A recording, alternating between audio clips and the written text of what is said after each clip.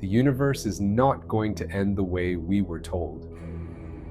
For decades, science has believed it has one final destination, and there's actually a name for it: heat death. It means that everything keeps spreading further and further apart forever, until the stars burn out one by one. The galaxies drift so far from each other that the night sky eventually goes dark, and the universe settles into a cold, silent, and empty place.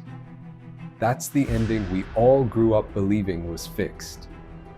Then I came across a 2025 survey of nearly 15 million galaxies, run by a team called DESI, led by a physicist named Michael Levi, and something about it caught me.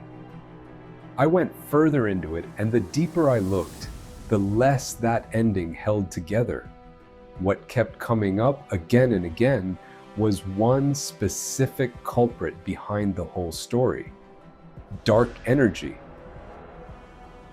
It is the force responsible for the entire universe drifting apart like this, and for decades we've treated it as constant and unchanging, the same way we treat gravity or the speed of light. What Levi's team found suggests it might not be. It might be weakening. It's behaving in a way our model never accounted for. And if the very thing driving the ending is changing, then the ending itself has to change with it. Picture this instead: the galaxies that have spent billions of years racing away from each other slow down, stop, and begin drifting back toward one another. The night sky, instead of slowly going dark, starts filling back in, brighter and denser, as galaxies that once seemed impossibly far apart start closing that distance again. And if that pulling together continues long enough, everything that exists, every star, every galaxy, every scrap of matter the universe has ever produced, ends up rushing back toward the very point it originally came from. Reading through all of this, one line kept following me. Yale astrophysicist Priya Natarajan put it this way: "Our fate may not be as lonely and desolate and grim as we imagine." That's really the question this video is about. Does the universe actually drift apart forever, cooling into nothing the way we were always told? Or does it eventually turn around, pull itself back together, and end the exact opposite way? Here's what's actually going on. Since the Big Bang, the universe has been expanding, and for most of that history, gravity did what gravity always does. It pulled things back together, slowing the expansion down. Throw a ball in the air, and gravity brings it back. That's the universe for billions of years. Then something changed. A force called dark energy started pushing space apart faster than gravity could pull it back, and the expansion stopped slowing down. It started speeding up instead. That part scientists have been confident about for decades. The universe isn't just expanding, it's accelerating. Dark energy is why. And for just as long, the assumption was that dark energy doesn't change. Whatever its strength was near the beginning, that's its strength now. And that's its strength in 1 trillion years. DESI's data says otherwise. If dark energy can weaken, some of the researchers behind this finding have started asking the question that actually matters. Weaken by how much? Because if it can drop at all, there's nothing in the physics that stops it from dropping past zero, into negative. And negative dark energy doesn't just stop pushing space apart, it starts pulling it back together, working with gravity instead of against it.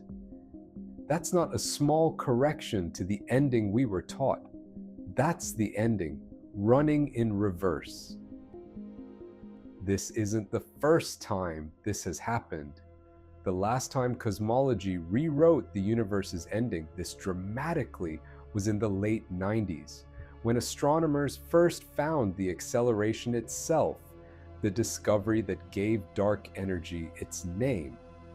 What DESI may have just found is the same kind of moment, except this time it's pointing the other way.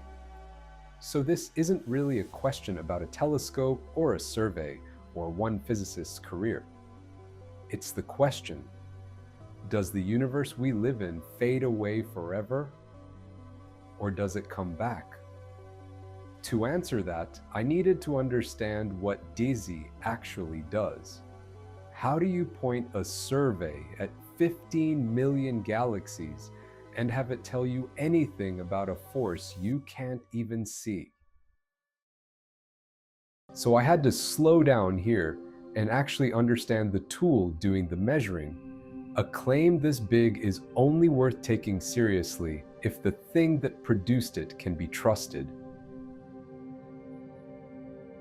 DESI, the Dark Energy Spectroscopic Instrument, mounted on a telescope at Kitt Peak in Arizona.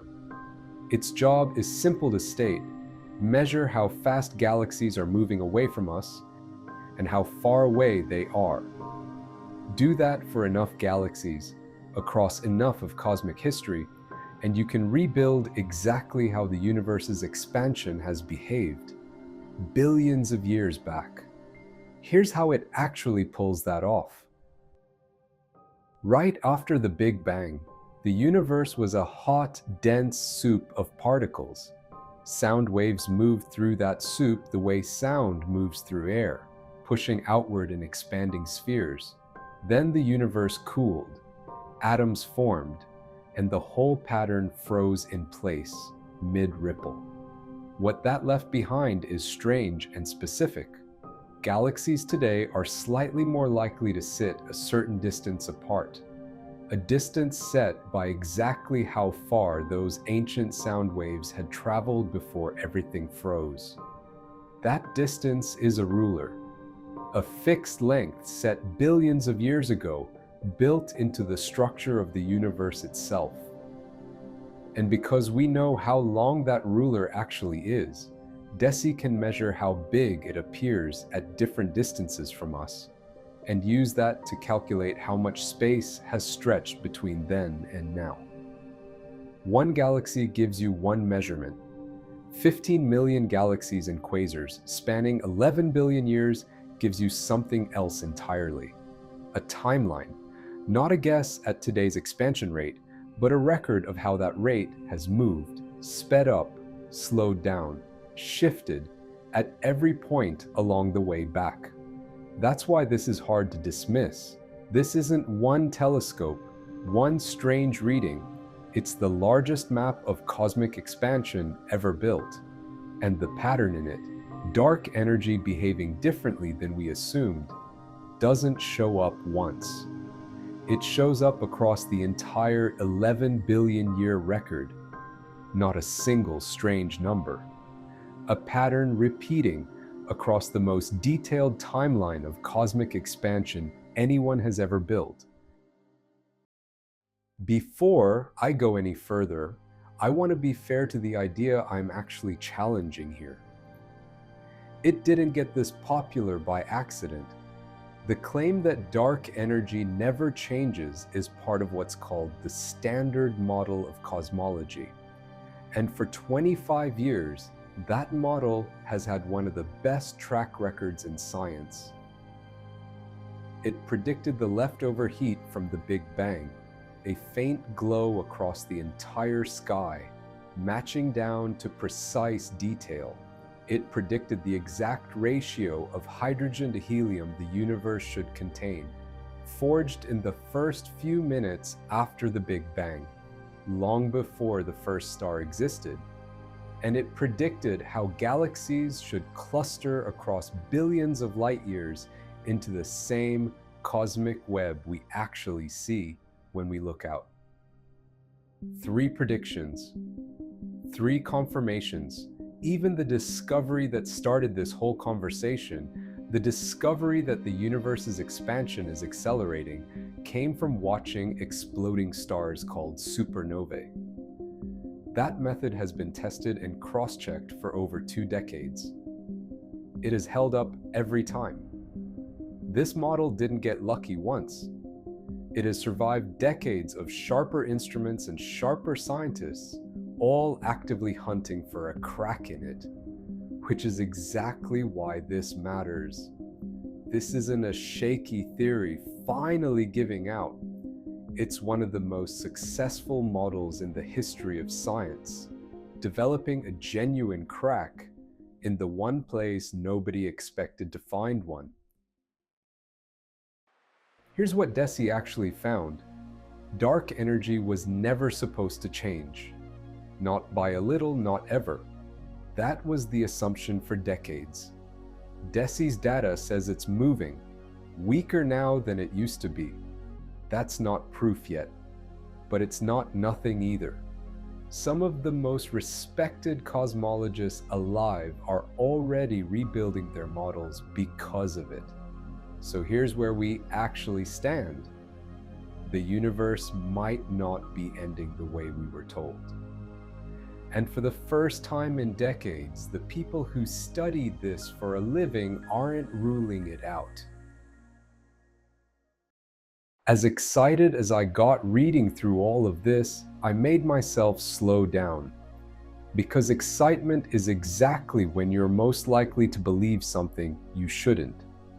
So I asked the obvious question, could this just be a mistake? Turns out that's exactly what a lot of cosmologists are asking too. Here's where the doubt actually lives. The earliest part of DESI's data, the measurements from furthest back in time, billions of years ago, is the shakiest part of the whole picture. And that's also, unfortunately, the exact part suggesting dark energy once behaved in a strange, extreme way. Almost too strong for a while before settling into the weaker version we seem to see today. Think of it like a photograph taken from very far away. The closer something is, the sharper the picture. The further back you look, the blurrier and noisier it gets. And the strangest, most exciting part of this story happens to sit in the blurriest part of the photo. A physicist named Kim Berghaus studies exactly this kind of data, and she said something worth actually sitting with. She's cautiously optimistic. She thinks DESI might really be onto something, but she's also said plainly that her confidence depends on one thing. Dark energy has to be weakening consistently across the entire timeline, not just in that one early blurry stretch. And if that early signal doesn't hold up under closer looking, she said she'd change her mind. She'd lean toward thinking it's an error, not a real feature of the universe. That's rare. A scientist telling you exactly what would make her stop believing her own result. That's not a small caveat. It's the difference between dark energy genuinely changing over billions of years and something in how we measured the faintest, oldest part of this data being slightly off. There's a second worry too. Picture a fishing line with too much slack in it. Cast it out and it can drift and curl into almost any shape in the water, whether or not there's actually a fish anywhere near it. Some cosmologists worry the equation used to describe dark energy's changing strength has a similar problem. Give it enough freedom, and it can bend itself into looking like a pattern, even in data that's mostly just noise. That doesn't mean this result is noise, but it means this model has to be watched closely, not simply trusted because it happens to fit. So where does that actually leave things? Not resolved. Some of the most careful people working on this aren't divided over whether something interesting is happening. They agree on that much. They're divided over something harder. Whether we know enough yet to say what that something actually is.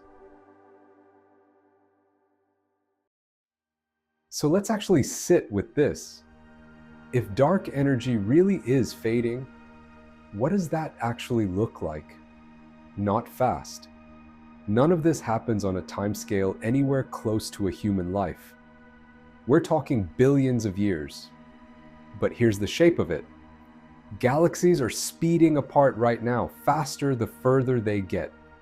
If dark energy keeps weakening, that speeding up stops first, like a ball thrown into the air, slowing before it falls.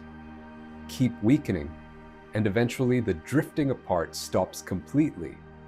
The universe, at its largest, just for a moment. And if dark energy actually crosses into negative, gravity finally has nothing left holding it back. Everything that's spent billions of years pulling apart starts falling back together instead, slowly, then faster the way anything does once it's falling. The night sky, instead of thinning into darkness, fills back in, brighter than it's ever been in any lifetime. Here's the part that actually stopped me. Right now, there are galaxies whose light will never reach us. Not eventually, never, permanently out of reach. But if this reversal is real, that stops being true. Everything currently impossible to see starts becoming visible again.